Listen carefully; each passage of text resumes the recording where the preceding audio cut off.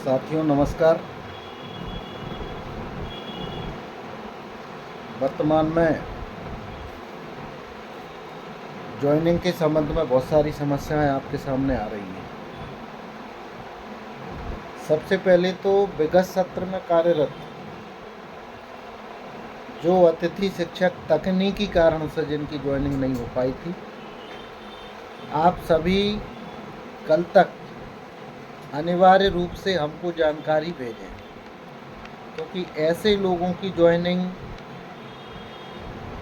जो पिछले साल कार्यरत थे, किसी भी कारण से, चाहे उनका रेफरेंस कोड नहीं आ रहा हो या फिर उनके प्रिंट में अप्रैल में कार्यरत नहीं थे, रिकॉर्ड नॉट फाउंड, जो भी आ रहा हो, स्क्रीनशॉट के साथ आप आवेदन लिखकर भेजें।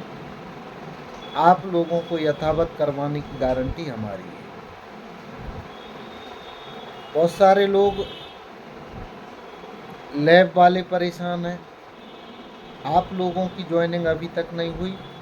लैब में जितनी भी समस्याएं थी, उन समस्याओं का समाधान करवाने के लिए हम लगातार प्रयास कर रहे हैं। चाहे आपका रेफरेंस कोड नहीं आ रहा, मोस्टली लैब वालों के में रिकॉर्ड नॉट फाउंड आ रहा है, तो आप लोगों की समस्याओं का समाधान भी जल्दी से जल्दी होगा। कुछ लोगों की ज्वाइनिंग हो गई, लेकिन दूरी इतनी है कि वो असमंजस में है, हम जाएं कि नहीं जाएं। बहुत सारे लोगों के सवाल हैं कि भाई यदि हम एक्सेप्ट करते हैं तो ज्वाइन हो जाएंगे, रिजेक्ट करेंगे तो उसके बाद चॉइस फिलिंग में अवसर मिलेगा कि नहीं मिलेगा।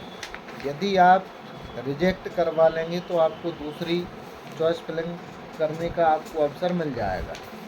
यदि आप रिजेक्ट नहीं करवाते तो हो सकता है आपको अवसर नहीं मिले, आपकी ज्वाइनिंग उसी जगह मानी जाए। जिनको यदि बदलना है तो आप रिजेक्ट करवा लें। रिजेक्ट करवाने के बाद वैसे तो मेरा सुझाव है कि जिसको जहाँ मिल रहा है वो उसी जगह ज्वाइन कर ले, क्योंकि इस बार जो परिवर्तन किया है आपको सिस्टम में आने में बहुत समय लगेगा। फिर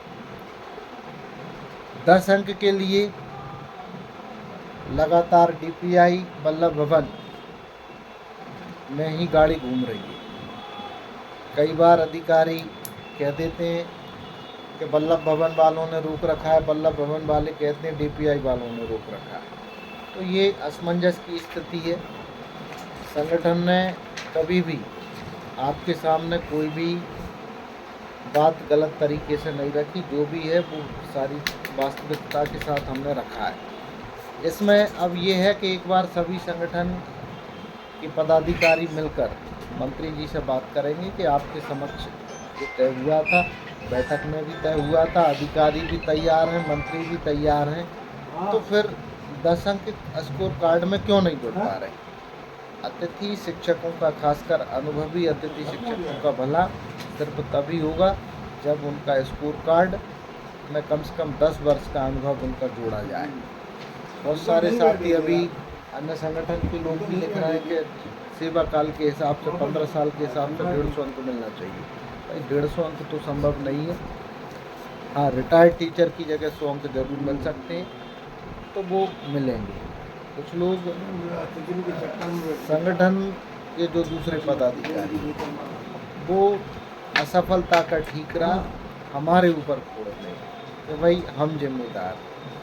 मैं कहता हूँ कि हम तो पहले भी मैदान में थे, आज भी मैदान में हैं।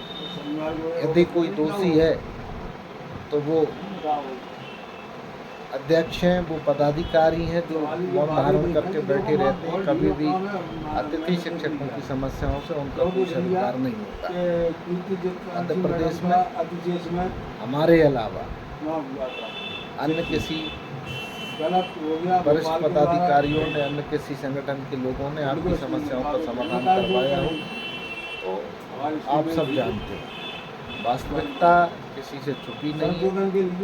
दूसरा एक और चीज़ आती है कि भाई समन्वय समिति के माध्यम से यदि आपको कोई काम करवाना है तो संगठन की सदस्यता आपको लेना पड़ेगा। क्यों लेना पड़ेगा उसका कारण भी आपको बता देता हूँ।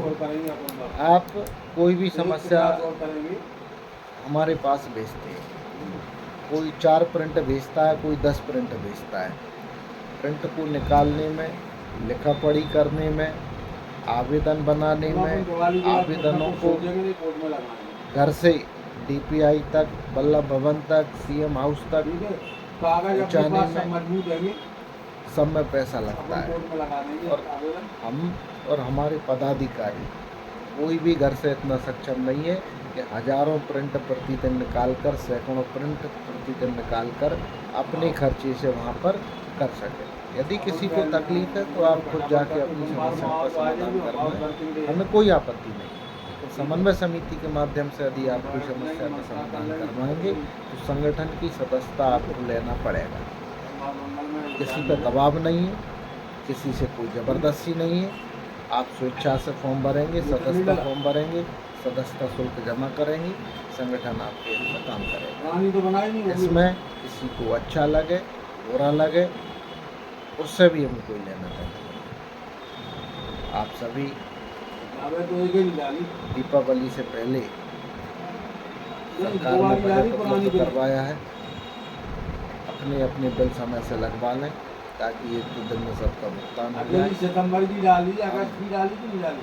आपकी जो भी समस्या है वही मैं कह रहा 1 महीना की डाली ना, लगातार प्रयास कर रहे हैं और जो भी होगा अच्छा होगा। धैर्य रखें। अतिथि शिक्षकों की लड़ाई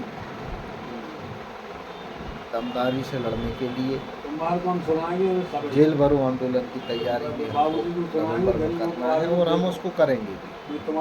पूरी दमदारी से हम जेल भरो आंदोलन करेंगे। अतिथि शिक्षकों पर जो लाठीचार्ज हुआ उसका हम खुला विरोध करेंगे, सरकार की वादा खिलाफी का विरोध करेंगे।